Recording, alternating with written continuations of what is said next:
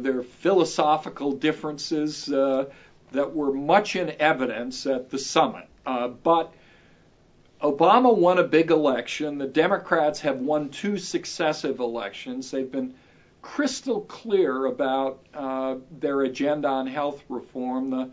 The bill that they're considering is completely faithful to their campaign promises.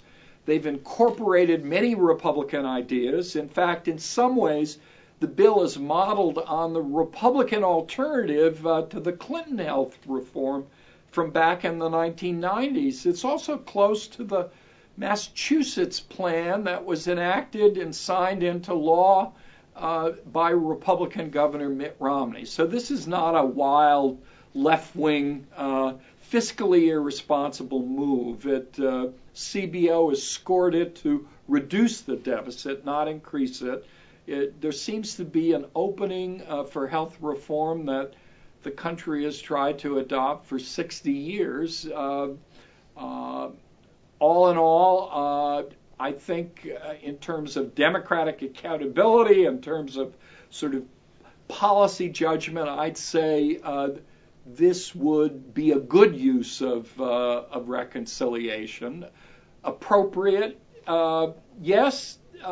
Controversial, sort of yes.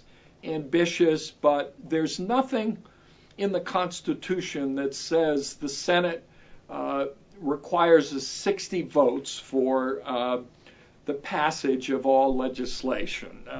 This is a function of an original almost accident of history in 1806, and now the routinization of the filibuster is a partisan weapon.